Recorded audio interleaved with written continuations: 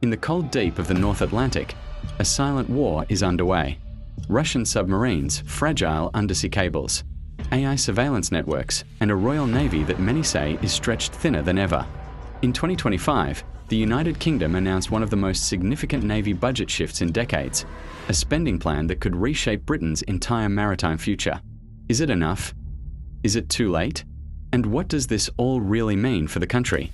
To understand the urgency of this new budget, we need to understand what the Royal Navy is actually responsible for. Britain sits at the heart of global trade.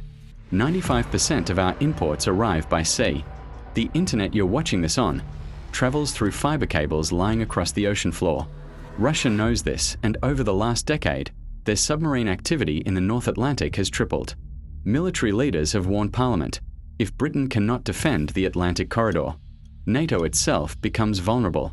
But the Royal Navy, once the most powerful on Earth, has suffered years of cuts, delays, and shrinking fleet numbers.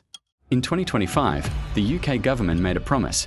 Defence spending would rise from roughly £60 billion to over £73 billion by 2029, and a huge slice of that growth is now committed to the Royal Navy and the UK's nuclear programs.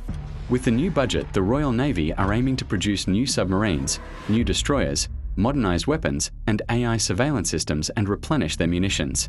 This is the most ambitious naval investment Britain has attempted in decades, but the motivation behind this budget increase isn't just growth, it's necessity. In 2024 and 2025, Russian submarine patrols moved aggressively into the Greenland-Iceland-UK gap, the critical naval choke point protecting British waters. Military intelligence described it as the most active Russian undersea presence since the Cold War. These cables carry £7 trillion in financial transfers every day. If even one were sabotaged, global markets would feel it instantly. While Russia draws headlines, China quietly builds the world's largest navy. More ships, more tech, more global reach, and as this happens, the UK starts to fall more and more behind. The bottom line is Britain cannot afford to lose maritime influence, as it won't just potentially affect the UK, but its allies too. As it stands, Britain has one of the strongest navies in the NATO alliance, which when you research the concerns about the UK Navy's combat readiness, it starts to look scary. You may be wondering, where is all this budget money going to? Well, the answer is Britain's nuclear deterrent, which depends entirely on the Royal Navy. 4 new Dreadnought-class ballistic missile submarines are being produced, the most powerful ever built in the UK, but this will consume billions of the budget. These submarines must run continuously, without fail, for more than 30 years. To ensure global security, delays are not an option. The backbone of the Royal Navy's future surface fleet includes the Type 26 anti-submarine frigate, the Type 31 general-purpose frigate, and a proposed Type 83 destroyer, meant to replace today's aging Type 45s. These ships are designed to patrol global waters, track hostile submarines, and protect vital trade routes. One of the most revolutionary projects funded in this budget is an AI-powered sensor chain across the North Atlantic, a high-tech system designed to detect enemy submarines before they come close to British waters, and at the time of posting this video, Britain is already testing and deploying these AI-powered sensors. War in Ukraine revealed a painful truth.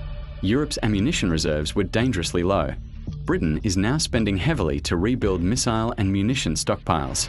While the numbers appear impressive, inside the defence world, critics are blunt. The National Audit Office warned that current Navy and nuclear plans face a £16.9 billion shortfall over the next decade.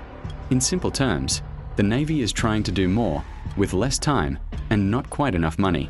However, the core problem is that the Royal Navy cannot increase ship numbers fast enough. This creates dangerous gaps in patrols, gaps in deterrence, gaps in Britain's presence at sea.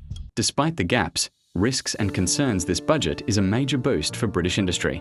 Thousands of jobs in Barrow-in-Furness, the Clyde, Rosyth, and the South Coast depend on these projects. A stronger budget means stable work and decades of construction.